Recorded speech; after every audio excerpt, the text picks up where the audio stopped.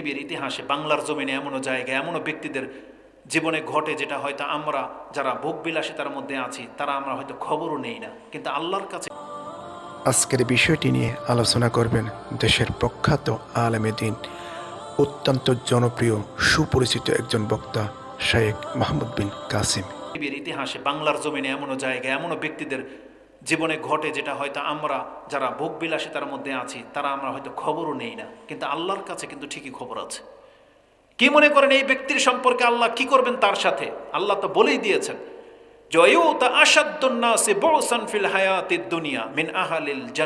একজন জান্নাতি হত দরিদ্রকে তুলে নিয়ে আসা হবে, এখন তাকে ঠিক ওই রকমই ফায়ুসবাগু সাবগাতান ওয়াহিদা ফিল জান্নাতি সাবগাতান ওয়াহিদা, তাকেও শুধু জান্নাতের ঢুকিয়ে বাতাস লাগিয়ে দিয়ে বের করে নিয়ে আসা হবে। জাস্ট একটু জান্নাতের বাতাসটা তার গায়ে লাগবে, তখন আল্লাহ বলবেন, ইয়াবনা আদম হাল রাআইতা শিদ্দাতান কাত্তু হাল মাররা বিকা বৌসান কাত্তু, বল তো দেখি তোর জীবনের কঠিন কোনো মুহূর্তের কথা তোর মনে আছে? তোর জীবনকে কোনোদিন কোনো অভাব ফিল করে? তখন সে ব্যক্তি বলবে, লা ওয়াল্লাহি ইয়া রব, হে আমার প্রতিপালক, তোমার শপথ করে বলতেছি আমার জীবনের কোনো কষ্ট ছিল না। জান্নাত জায়গাটাই এমন।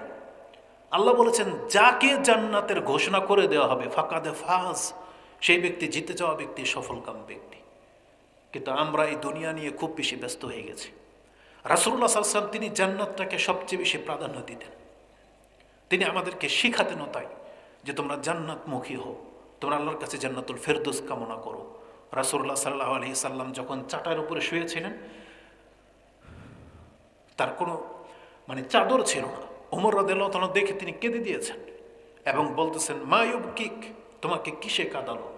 তখন ওমর রাদিয়াল্লাহু তাআলা বলেছিলেন, ইয়া রাসূলুল্লাহ ইন্নাল কিসরা ওয়া কাইসারা ফাফিমা হুম ফি, পারস্য সাম্রাজ্যের রাজা, রোম সাম্রাজ্যের রাজারা কোন হালতে জীবনযাপন করে, তারা কত গেটআপ নিয়ে চলে। ও আনতা রাসূলুল্লাহ, আর আপনি আল্লাহর রাসূল, আর আপনি চাটাইয়ের মধ্যে শুয়ে আছেন যে আপনার পিঠের মধ্যে চাটাইয়ের ছাপ পরে বসে গেছে।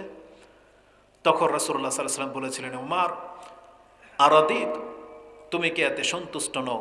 লাহুমুদ দুনিয়া ওয়ালানাল আখিরা, তাদের জন্য আল্লাহ দুনিয়া দিয়ে দিয়েছেন, আল্লাহ আমাদের জন্য পরকালকে স্থির করে রেখেছেন।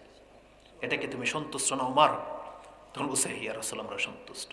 তার মানে আল্লাহ আমাদের সাথে ওয়াদা করেছেন, বান্দা এই দুনিয়াতে তোমাদেরকে শুধু আমি দিয়েছি কিছু কালের জন্য, তুমি পরকালে আসো, তোমার সেখানে যা কিছু রাখা আছে সব তোমার অনুকূলে। আমি যদি পুরো জান্নাতের বর্ণনাটা মাত্র একটা আয়াতের একটা টুকরা দিয়ে আপনাকে দিয়ে দিই, যথেষ্ট হয়ে যাবে। আল্লাহ বলেছেন জান্নাত এমন একটা জায়গা, সেখানে লা মামনুয়া, সেখানে কোনো কিছু